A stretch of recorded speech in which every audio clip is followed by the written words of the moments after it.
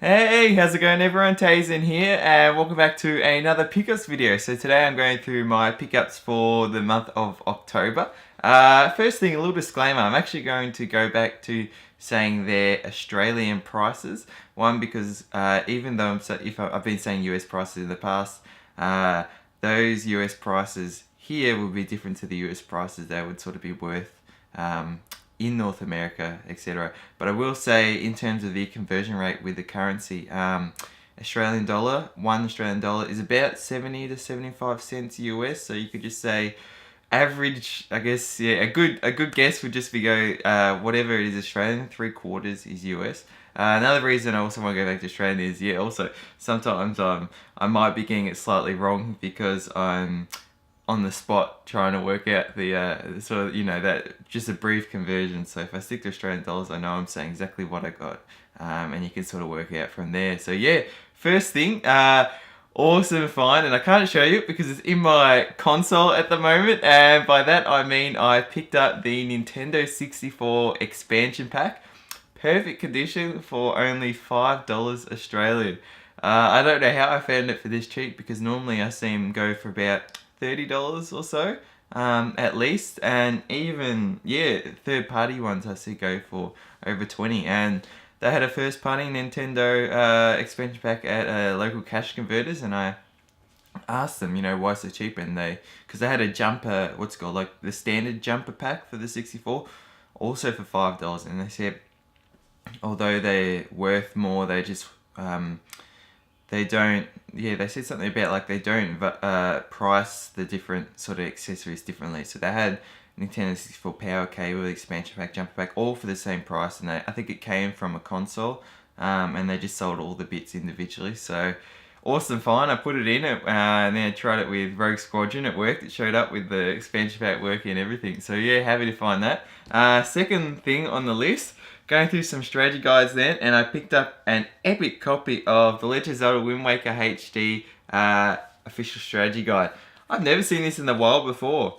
Obviously, it was so long time ago, and I got it from another cash converters for $15. And what was awesome about it is the e-code for the digital guide was unused and still in the manual. So, and that costs alone about, I think, $10 US, because I know that's on the American Prima website. So to get that in, I basically got the manual for, yeah, not that much. So really happy to get that. And then continuing on with the manuals, I managed to pick up a brand new copy of the Legend of Zelda, is it the Zelda Twilight Princess HD strategy guide for $10 Australian. This is brand new. So one of the sort of consumer electronic stores here called JB Hi-Fi.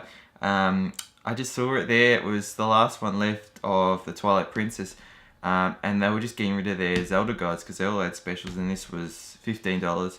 And knowing me, there's just a little tiny sort of little dent there. I don't know if you can see it. And basically brought my haggling skills out and asked if I could get cheaper. I said, do you guys have another copy? And I knew they did have another copy, because, or at least outside. So I thought it would lead to something else, and then they're like, yeah, we don't, sorry. So, and then I was like, oh, so what can I get for this one then? I was able to get $10. So really stoked to get this brand new $10, and includes the digital e-guide as well. So can't complain with that.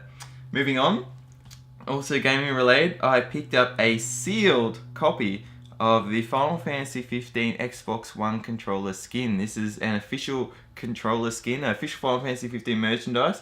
It's a Regalia skin, and this was I believe it was a GameStop Expo promotional sort of material giveaway. Someone was selling it brand new, hadn't opened it, and I got it for $3.50 Australian. I think I had to pay an extra $1.50 postage, so $5 Australian all up. But for Final Fantasy merchandise that you don't see around, and just Final Fantasy 15 merchandise in general, I'm collecting, so couldn't complain with that. And that also led me to also pick up a copy of Game Informer. This is, I think, the May edition. It's the one with the Final Fantasy 15 on the cover. It's got a sort of 5 to 10 pages excerpt of Final Fantasy 15. I think more so 10.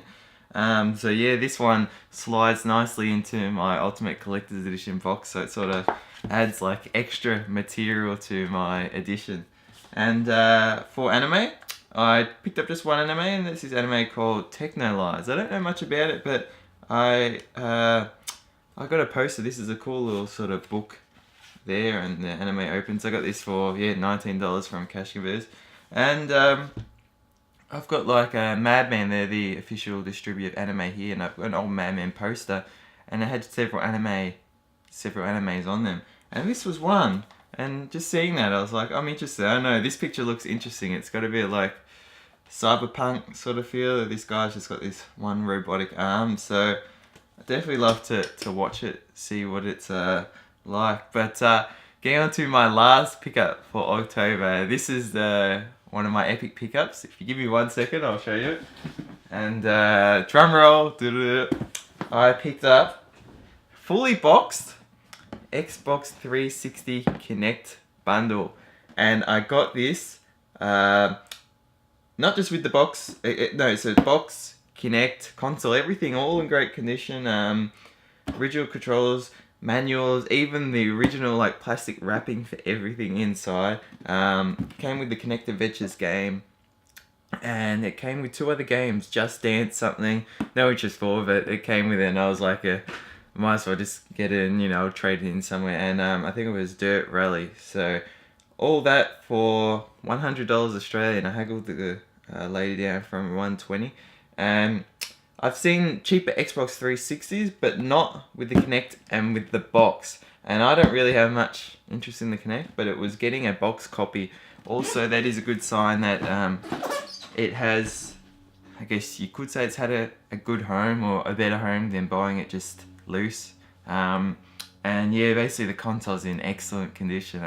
Just single owner. She bought it just so she could play Just Dance and stuff, and she hasn't really used it. And the only issue was the Xbox 360 controller. It's the one where you put the AA batteries in.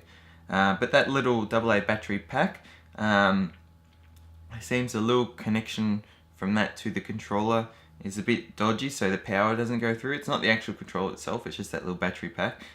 So if I find a replacement or the plain charge sort of lithium battery that goes in, I won't have any issues, which is my intention anyway, to get a rechargeable battery pack. But I looked it up on the internet because the lady said she hadn't experienced that problem before, and it's actually more common it's more common of a control issue than control issues with other consoles and stuff like that. So if it was something like she dropped it or something like that, I would be a bit concerned, but no, it just seems to be the actual battery pack itself. But yeah, that does it for my October pickups. Really happy to finally get, this is my first Xbox console that I own, or it's the only Xbox console I own so far, and I got that so I could play some of the Xbox 360 games I already have.